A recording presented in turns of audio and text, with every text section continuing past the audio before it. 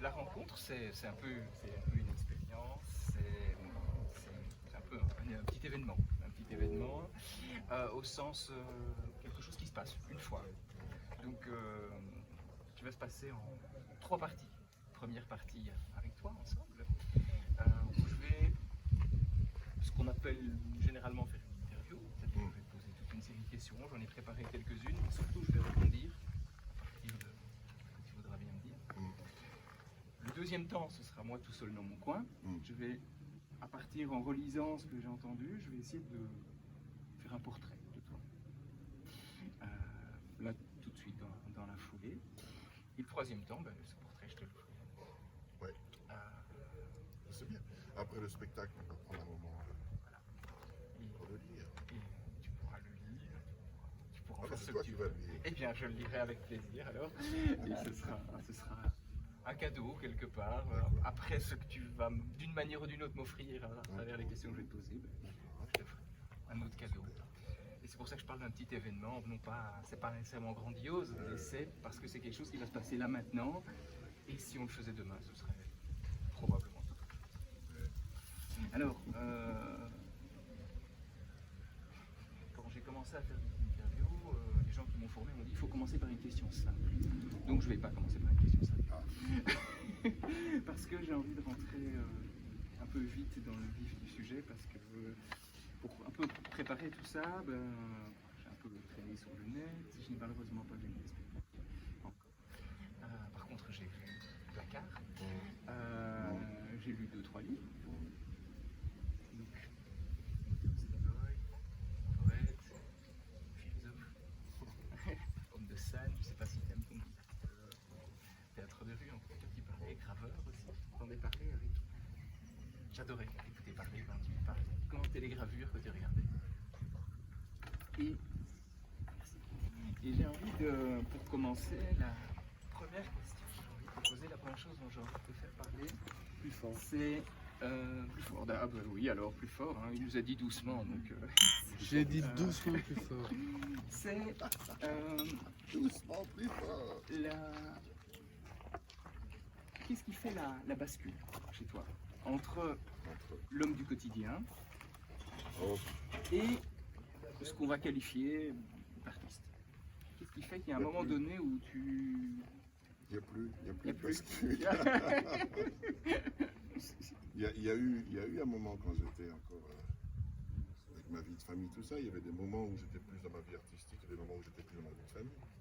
Et maintenant, il n'y a plus. Maintenant, à un moment, dans cette période-là, j'avais trouvé ce mot-là, d'être dans un état de poésie possible, pouvoir écrire, pouvoir dessiner, graver ou être sur scène. Et puis maintenant, cet état est devenu permanent. C'est comme une maladie. Je fais tout le temps, qu'est-ce que je fais? Donc, j'ai toujours mon carnet de notes avec moi, un bic, un crayon, tout à noter. Il y a une espèce d'état permanent, donc il n'y a plus de bascule. Voilà, j'ai l'impression. Et c'est quoi les symptômes? Les symptômes? C'est une maladie, donc les Je sais symptômes. pas. Je sais pas. D'abord, le fait de ne pas savoir. De ne pas savoir à quel moment ça bascule. Quels sont les symptômes? Mais c'est vu de l'extérieur, donc vu de l'intérieur, j'en sais rien. Les gens de l'extérieur me disent que j'ai une vie originale, j'ai un point de vue original sur les choses, mais je ne sais pas. Je ne peux pas demander aux autres. Quelque part, j'aimerais bien plus savoir justement, d'un point de vue intérieur, en fait, ça se passe dans l'estomac, ça se passe dans le cœur, ça se passe dans la main, ça se passe dans l'oreille. Il y a un truc, il y a à la fois du refus du monde contemporain, actuel, du capitalisme et de la course. Et donc il y a un refus de ça, qui fait que je suis devenu nomade. Ça c'est vraiment un état partout. Ça fait partie de cet état-là. J'ai plus de maison. Et je suis très heureux. Je crois que j'achèterai jamais de maison. Et ce que je loue, c'est à chaque fois des trucs qui durent quelques mois, que je paye le moins cher possible, 300 € par mois, c'est pas mal comme budget, parce que je ne sais même pas si je vais tester. Et j'ai habité une yourte, j'ai habité une roulotte, une péniche, maintenant j'habite un grenier en Bourgogne.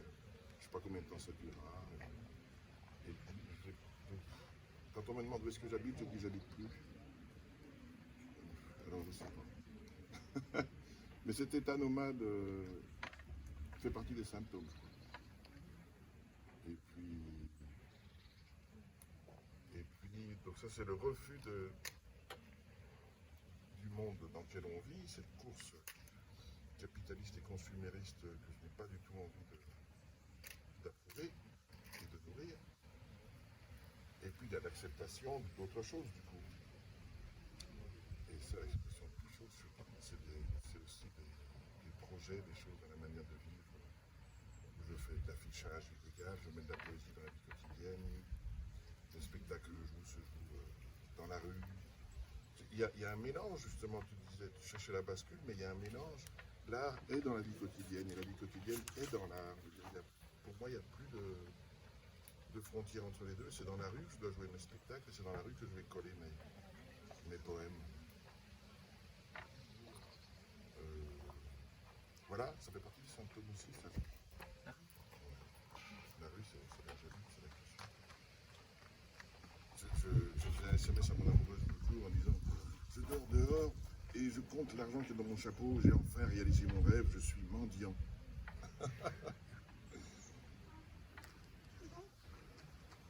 Ouais, ça fait partie de ça.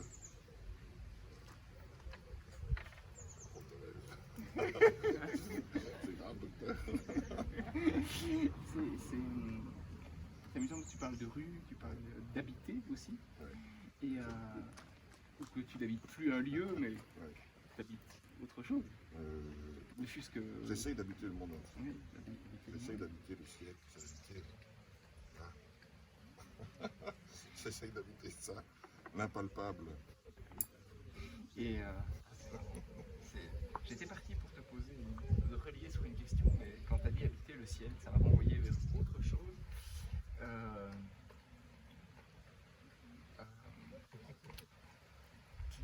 Et alors, c'est amusant parce que c'est un vieil amour pour moi. Et puis en lisant tes bios, j'ai découvert Sandra Machette. Ah ouais. Et quand tu as dit habiter le ciel, ça m'a renvoyé à la prose du Ah Transsibérien. oui, bien sûr. Ah oui, bien sûr. C'est le premier texte que j'ai pu acheter. C'est incroyable, ça. Oui. Ah ouais, ça c'est la poésie qui m'a touché super fort. La prose du Transsibérien. Puis j'ai fini par le prendre, ce Transsibérien.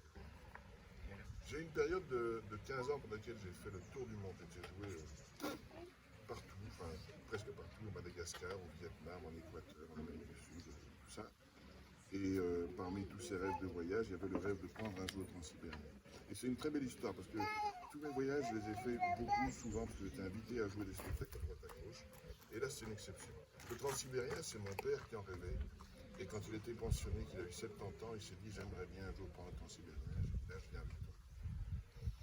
Et il a proposé à mon fils de partir avec nous. Donc, trois hommes de 3 générations différentes, mon père, moi et mon fils, Maxime. Et on a pris l'avion de Bruxelles à Moscou, puis Moscou-Vladivostok, et puis on a fait le train transsibérien de Vladivostok à Moscou. Ce qui emmène beaucoup moins de touristes. Beaucoup de touristes viennent de Moscou, et puis soit ils tournent vers Pékin, soit ils vont à Vladivostok. On a fait l'inverse.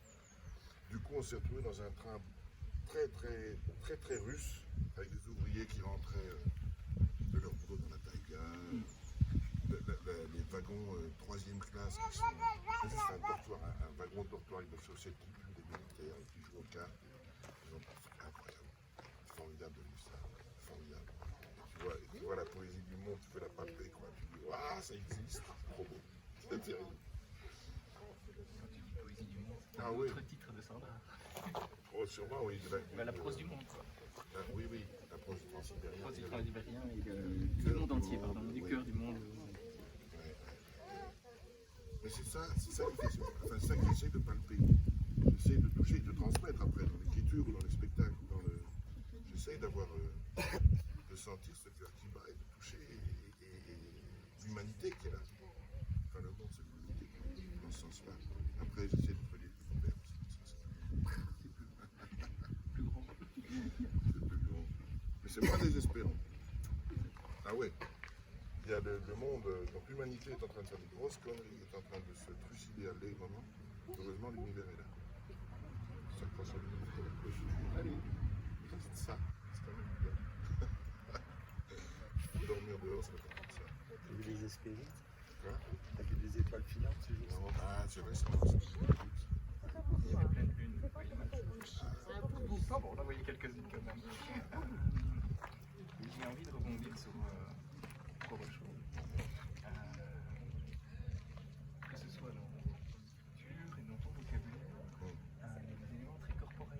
Et Ah oui, oui, ah oui, oui. C'est On m'a le déjà dit plusieurs fois. palper, Oui, qui est un mot c'est le concret. extrêmement tactile. Ouais, ouais. C'est concret, palper. C'est pas des envolées lyriques. Enfin, peut-être des envolées lyriques, mais c'est pas des envolées Je laisse mentales. des en tout morceaux cas. de corps comme le dépeceur de monstres. Je laisse des morceaux de corps derrière moi dans tous mes livres. C'est des mains, des bras, des jambes. Je crois que c'est ça, oui, tu as raison. C'est le palper le réel. C'est le corps. Et aussi, j'ai l'impression que c'est le corps qui écrit. Quand j'arrive là, alors ça, je suis très content. Quand c'est le corps qui écrit, quand c'est pas la tête qui dit j'aimerais bien dire aux gens le ciel est très beau. Il faut passer tout ça et arriver à un moment où c'est. L'écriture surréaliste, pour les Bretons, l'écriture automatique, c'est un truc énorme. Le corps écrit tout seul. Et ça quand j'arrive à cet état-là, je suis très heureux. C'est le corps, là. Je suis convaincu que le corps écrit quelque chose de force. C'est beaucoup mieux. Parce que on parlait de l'univers, et je crois que c'est le corps qui est premier avec l'univers. Je crois. La tête est en relation plus avec ce comptable, ce qui est déjà important, parce que tracer le net, c'est quand même l'intellect qui peut tracer le net. Ouais, c'est le corps qui écrit, t'as raison, il y a toujours ce partout. Et quand tu sors ça, c'est quoi la place de ton corps? Là, c'est le travail du corps. Là, c'est le travail du corps, justement. Je viens plus du cirque que du théâtre du conservatoire. Donc, je ne fais du théâtre de texte que depuis 5 ans. Avant ça était beaucoup de choses visuelles, des langues inventées. J'étais jongleur, cracheur de feu, il y a des témoins autour de nous. Cracher du feu ensemble, comme des amis. Jongleur, cracheur de feu, plein de trucs, mais hors du texte. Quoi. Le texte ne m'intéressait pas, marcher sur des échasses, ou dans le site, faire le clown, recevoir des tartes à la crème dans la figure, plein de trucs comme ça. Et puis, j'ai eu une deuxième période où je faisais plutôt de la marionnette objet. Et là, je ne faisais pas de texte, je parlais suédois. Ce n'est pas du suédois, mais je pouvais parler sans parler. J'ai toujours évité le texte. Et puis j'ai écrit, l'écriture m'est venue via les carnets de voyage. J'ai commencé à faire des carnets de voyage pour mes enfants, pour leur raconter ce que j'avais vécu. Puis de temps en temps, la poésie me venait. Ça a grandi. Depuis 2005, j'ai pris l'occasion de publier d'abord des petites maquettes de poésie. Et l'écriture est entretenue par tout ça, par les carnets de voyage, par les quotidiens, par la poésie aussi. Et un jour, il n'y a pas longtemps, il y a vraiment 5 ans, je me suis dit, mais je pourrais dire un texte dans la rue. Waouh! Ça, ce serait fort. Et le spectacle de Nicolas Lee, qu'on va jouer ce soir, c'est le premier spectacle de texte que je joue. Avec un de mes textes, un poème. Voilà. Qui était, si on veut raconter l'histoire, c'était le travail de fin d'études de mon fils Maxime, qui a fait des études de composition de musique contemporaine au Conservatoire de Mons, et qui m'a demandé un texte poétique pour faire un oratorio. Il avait écrit une partition pour violoncelle, accordéon et vibraphone. Et j'ai trouvé ça tellement fort de faire de la poésie et de la musique contemporaine dans le cadre du conservatoire. Je me suis dit, ça, on va faire ça dans la rue. Plutôt que Arrête de faire les clowns, là, c'est fini. Là. plutôt que de faire ça dans les murs des Ah oui, conservatoires. ah oui, bien sûr. Mais ça, de toute façon, c'est depuis longtemps ma philosophie. Pour la poésie comme pour tout ce que je fais, c'est d'être dans la rue, c'est de être pour le public. Vraiment, le vrai public. Et je suis un peu gêné par ce qui se passe pour le moment d'ailleurs, parce que le théâtre de rue étant reconnu par le ministère, c'est super, tant mieux, on va pas s'en plaindre, mais le ministère a ses exigences aussi. Et donc on arrive à ce que le théâtre de rue ne se joue plus que dans les festivals, des cadres payants, où la famille n'est pas toujours acceptée, où il y a des conditions techniques de plus en plus serrées, tout ça. Je veux pas de ça. La rue c'est là, et tu joues là. Tous les spectacles que j'ai créés se jouent n'importe où, n'importe quand, on peut le jouer. Pas encore. Ça fait partie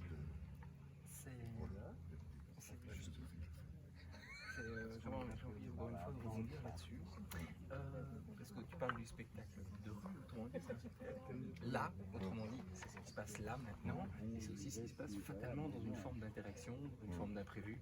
Ouais. Et j'ai envie justement là, de t'interroger, si tu veux bien, te faire parler, puisque t'interroger, c'est pas le bon terme.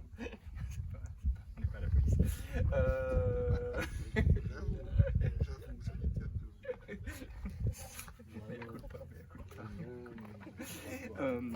Sur l'importance du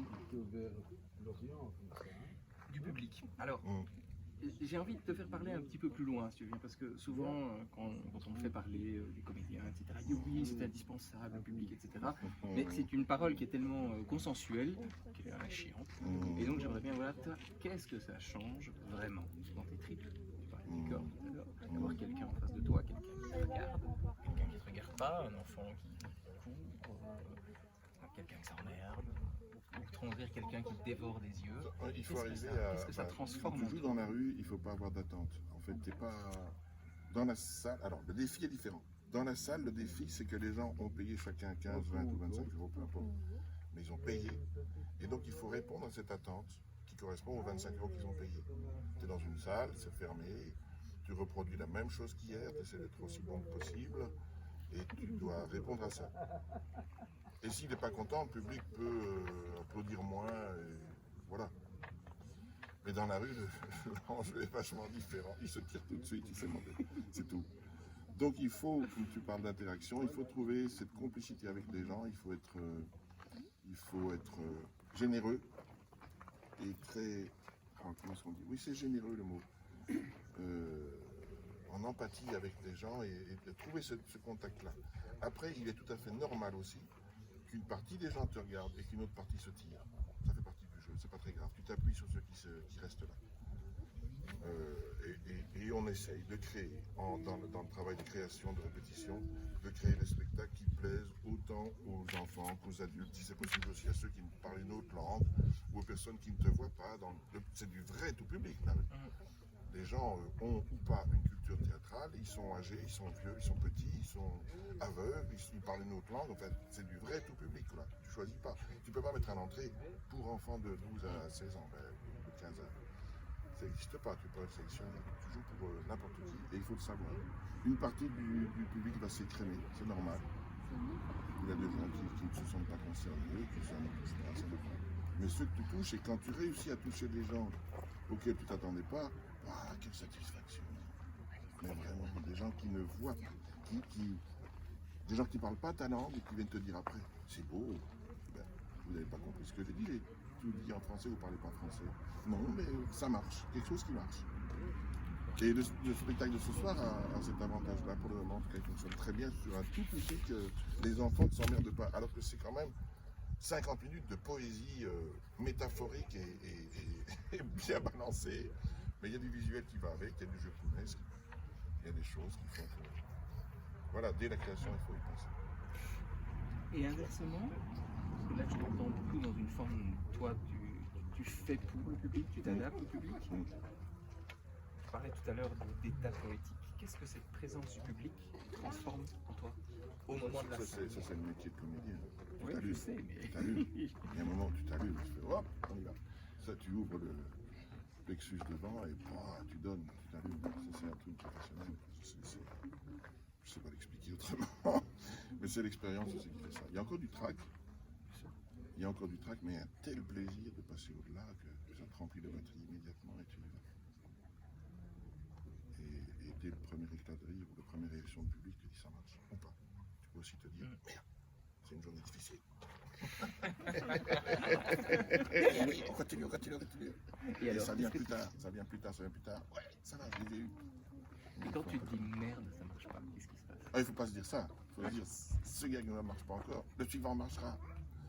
Et puis tu continues à avoir de l'espoir. Tu continues à y croire. Il y a eu des catastrophiques, hein, mais c'est des fois on continue jusqu'au bout. Et après tu t'assieds en disant putain, ça n'a pas marché du tout. Quelqu'un vient de dire c'était bien votre spectacle. Bon, merci. Non, parce que c'est pas aussi bien que les premières fois que tu l'as fait, c'est tout. Ou que les meilleures fois. Il y a des hauts et des bas, hein, c'est vraiment normal, ça fait partie du métier aussi. Tiens, ben justement, si tu parles de l'énergie et de la fatigue. Que bien souvent on passe au-delà. On a des batteries assez inépuisables. On a vraiment des batteries assez inépuisables. Pour le moment, voilà l'expérience qu'on fait là, la marche des philosophes, c'est depuis 12 jours et encore pour 3 ou 4 jours. Chaque jour on marche 15 km et le soir je joue un spectacle énergivore. Ben, il faut gérer son énergie quoi. Donc il faut absolument apprendre à faire une sieste l'après-midi, ne pas boire trop, aller dormir à 10-11 heures du soir, mais tu as des batteries inépuisables, ça tient pendant 15 jours, tu marches 15 km tous les jours et tu joues un spectacle bien énergivore le soir et ça marche, tu peux le faire. Et Tu uses le corps, on parlait du corps. Le corps, il fonctionne. C'est un sport en fait, le théâtre est un sport. Qu'est-ce qu'il disait Bachelard qui disait la sociologie est un sport pour Bachelard, c'est un sport de combat. Bourdieu. Bourdieu, c'était B aussi. Sociologie est un sport de combat. Je trouve que le type de théâtre que je fais, c'est un sport aussi, ouais. Sport Ouais, de combat. Le théâtre, hein, c'est du sport. Théâtre en général, ouais. Ouais. On en revient Sauf encore. qu'il n'y a pas de. Pas pour moi. Il n'y a pas de Il n'y compète. a pas de compète et de gagnant. Et de... Non, non. Pas de ça.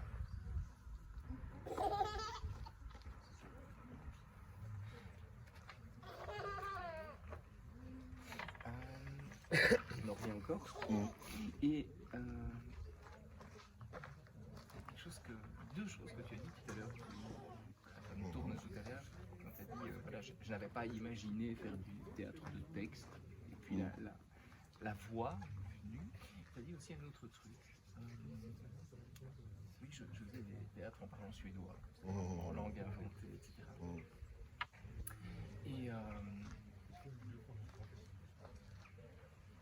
j'ai envie de te demander alors justement, qu'est-ce qui génère une voix qui n'est pas une voix mentale, qui est une voix de corps finalement, ou une parole qui n'est pas une parole de corps. Là, je suis philosophe de formation, parfois ça laisse des traces aussi. D'où vient finalement, qu'est-ce qui fait que le corps génère de la parole, génère de la voix? Il y a un déclic, il y a un machin qui se passe, et à un moment tu dis c'est prêt, c'est tout. C'est peut-être là de temps en temps, et puis à un moment c'est prêt, voilà, c'est ça. Mais il fallait être prêt. Il y a Domestiqueurs qui dit ne sommes-nous pas nés pour vivre cet instant précis. Et ça revient souvent dans le temps qui passe. Tu dis, ah, c'est maintenant qu'il va le faire. Il n'y a que maintenant que ça arrive. Kairos, c'est le bon moment. Voilà. Mais je ne sais pas ce qu'il fait, ce qu'il provoque. Ça peut être plein de choses. Pour l'écriture, ça peut être un mot que j'entends, un oiseau qui passe, une histoire qui se passe. Et des mots clés. Ouais. Non, ça peut être plein de choses. Y a pas de... Ça peut m'arriver n'importe quand. En conduisant, c'est très dangereux, mais en conduisant, ça m'arrive souvent de transpirer de oh, c'est une belle phrase, ça, un bic, un crayon. Putain, oh Surtout sur l'autoroute. C'est très dangereux. Ça m'arrive. Mais je crois, j'ai vu que ça existait, ça. Je sais pas comment ça s'appelle. Une pathologie que quand tu te déplaces, ça marche beaucoup mieux. En marchant, en roulant, ou bien dans le train, mais quand tu te déplaces, ça marche mieux. Assis chez moi sur une chaise, j'écris très peu. Ou alors c'est pendant la journée que ça bouge, et que assis chez moi, ça sort. Mais c'est le... D'un point de vue neuro, ça s'explique. Hein, c'est ça. D'un point de vue neuro, ça s'explique très bien. La notion de mouvement, ouais, il explique la génération. Enfin bon, on va pas, je vais pas rentrer. Non, moi ça. Mais c'est pas une pathologie, hein, c'est normal. D'accord. C'est tout à fait normal. De la même manière que c'est plus facile de parler quand on est deux que tout seul d'imaginer. Il y a cette espèce de phénomène de rebondissement. C'est tout à fait normal. Quand tu dis voilà, j'attends et à un moment donné c'est prêt. Ouais. C'est un truc que toujours parce que parfois j'ai l'impression que quand je vois certains artistes avec qui je parle, ou moi tout simplement, parfois il y a des choses qui doivent tourner pendant 10-20 ans avant de sortir. Et puis quand ça presse, ça sort quasiment tout fait. Il n'y a plus que quelques virgules à changer, quoi. Et que ce soit sur de l'écriture, que ce soit sur de l'arsenic, mais il y a ce côté paf. Kairos. Kairos. Le bon moment.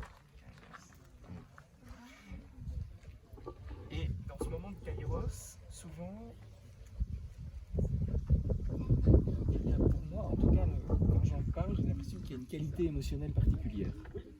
Ah. Et j'avais envie de te dire, si toi, comment tu ressentais ce moment?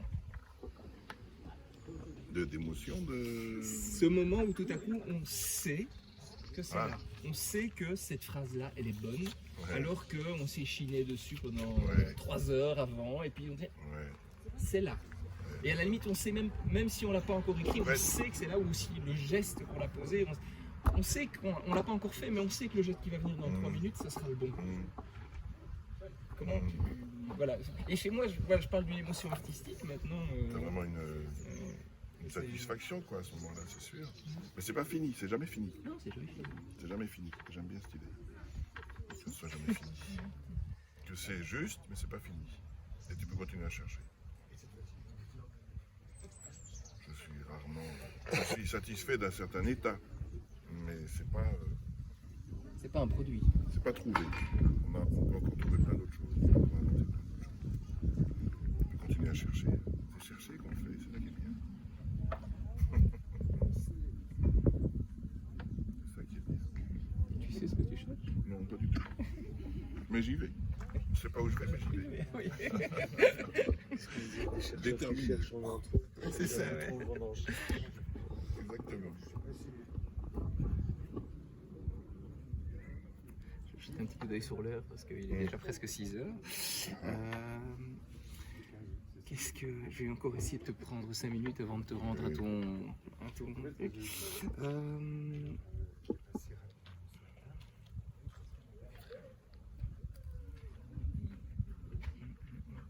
Parmi toutes tes questions préparées.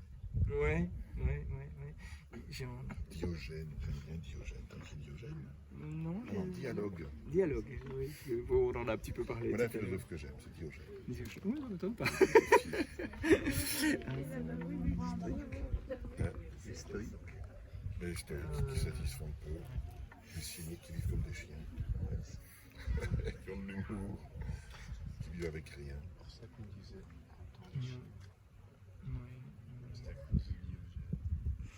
Et qui disait à Alexandre, qu'est-ce que je peux faire pour toi? Bouge-toi de mon soleil. Il est bien, lui. Il y a, ouais, peut-être un truc, ou une chose ou deux, peut-être encore. Je lisais Apocalypse, Ah, que j'ai beaucoup aimé. ok. Et donc tu fais ton épigraphe, c'est sur Henri Pichette. Oui, un poète que j'aime beaucoup.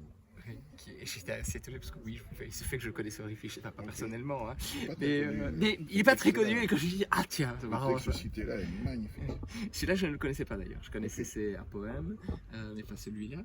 Et j'écoutais ça et j'avais envie de t'entendre sur Henri Pichette. Et il y a un autre que tu ne cites pas. Mais je me suis dit, il ne peut pas ne pas être en sous-main. Ou s'il ne peut pas être en sous-main, c'est Ferlinghetti. Ah, Ferlinghetti, The Beat Generation. Ouais. Beaucoup. J'avais lu Blind Poet, qui était aussi pas mal. Tout vraiment, il y en a beaucoup. Et le poète, et puis évidemment, le petit livre rouge, les poètes de l'insurrection. Évidemment. Mais oui, non, ça me nourrit énormément, ce truc-là. Et c'est. Je sais pas, les points communs que je trouve, c'est en effet une vue de l'humanité actuelle un peu désespérée, mais on peut faire ce qu'on veut. On peut encore faire des choses, quoi. J'aimais bien aussi, comment il s'appelle? C'est un poète arabe dont j'ai oublié le nom, parce que j'ai difficile à retenir, qui disait pessimiste dans le constat et optimiste dans l'action. En effet, le monde est pas très bien, mais ce que tu peux faire, allez, continue à être optimiste dedans.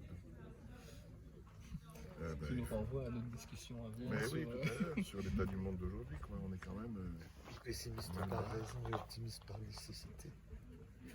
par nécessité. Ah oui, c'est fort, je trouve.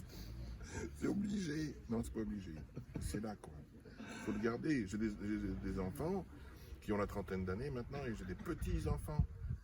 Alors pour eux, il faudrait se battre jusqu'au bout, quoi. Qu'est-ce qu'on leur laisse comme monde pour le moment? Donc j'essaye. J'affiche de la poésie dans la rue. Ouais, je vais sur des mots. Même pas. Dans tes rêves. Dans tes rêves. Mais bon, j'en ai fait ce que j'ai pu. Et ça soulage ma conscience, au moins, j'aurais fait ce que j'ai pu, avec mes moyens à moi. Je ne peux pas aller faire exploser l'usine de Monsanto, je ne peux pas faire ça. Je peux écrire de la poésie dans la rue. Alors, faire ça. C'est déjà pas mal. Et je vais y consacrer tout mon temps, toute ma force.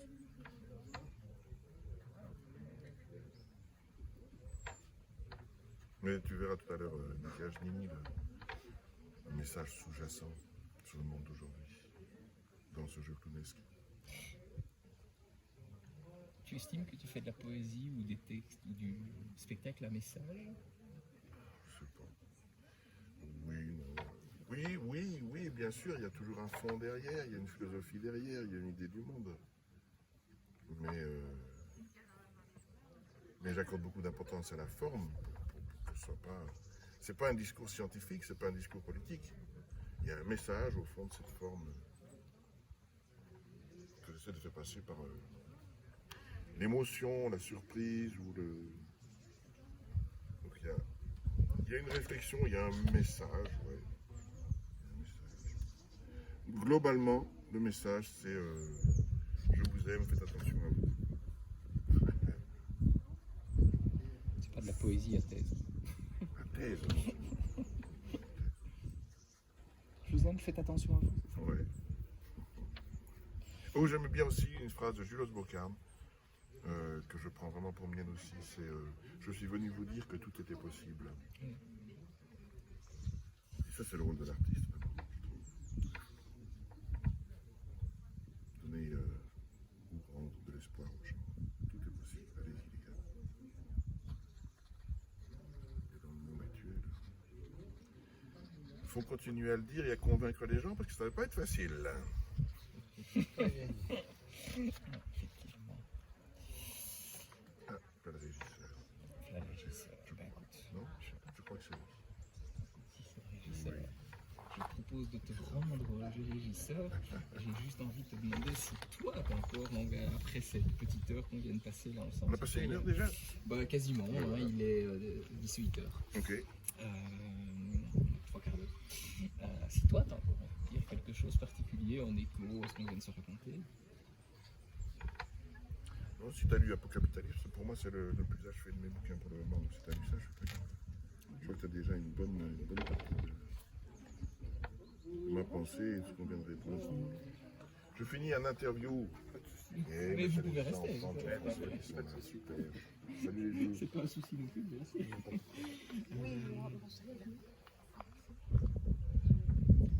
Ouais. Enfin non, je sais pas. Après tout ce qu'on s'est dit, c'est pas important. Si on tient quelque chose de plus formel peut-être, mais pas ici. Ouais, peut-être. Allez, Kamam. Il y a un mot que j'ai envie de t'envoyer. Allez, Provocation. provocation. Interpellation, provocation, interpellation, dans ce Ouais. sens-là.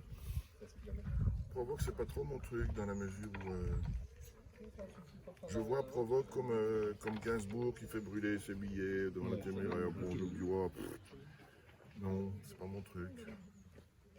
Et interpellation? Ouais, plus ça. Interpellation. Ouais.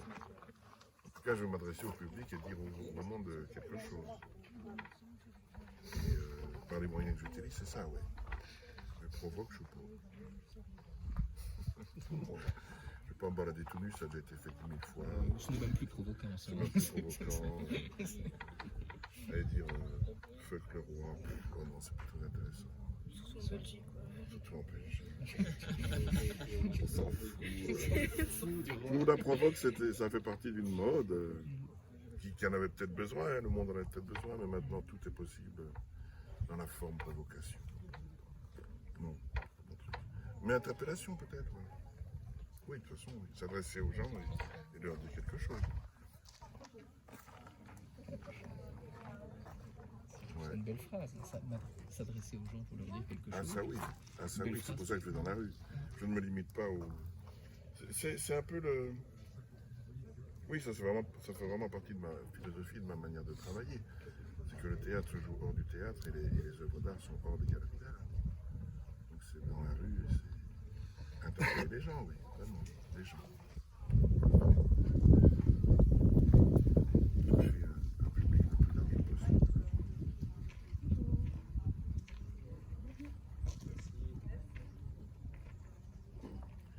fini l'interview. J'arrive. C'était marcheurs qui ont commencé à marcher avec nous. Mathilde et Mathéo. Bah, écoute, je te remercie beaucoup. Ben écoute, à tout à l'heure alors. Et à tout à l'heure. Donc on fera le spectacle, on finira par les saluts, applaudissements, tout ça, et puis on prendra peut-être une demi-heure de pause. Oui, bien sûr. Et après on reforme le cercle et on fait Parfait. le portrait. Et j'annoncerai aussi tous ceux qui ont une chanson à chanter ou un morceau à musique à jouer, tout ça, on fera à ce moment-là. Deuxième partie, cabaret libre. T'as quelque chose à raconter, tu peux hein? Je sais pas, ça fait longtemps que je ne raconte plus. Cracher un peu de feu. Oh non, non, ça fait Ça fait très longtemps, ça. Non, ça fait très longtemps, on a fait Oui, ça. et je l'ai fait suffisamment, non pas ça. Je me suis mis à la basse récemment. T'as joué de la basse maintenant? Ouais, je joue un peu de la basse tous les jours et Ok. j'adore. Ah, c'est bien Et ça. j'adore ça. Ah ouais, c'est bien ça. Ah, je vois la chemise de Chris qui passe dans la cour là-bas. Il arrive. Je suis sa chemise. Ouais, mais sa chemise, t'as vu sa chemise? Si je suis en forme et qu'il y a Visible. quelqu'un qui sait m'accompagner à la guitare, je vais bien faire Working Class Hero. Simplement. Il y aura une guitare. Il y aura une guitare. Je sais pas qui en peut en jouer, mais il y aura une guitare. Ah ben super, merci Pierre. Non, merci à toi. C'est passionnant. Comment est-ce qu'on éteint cette machine?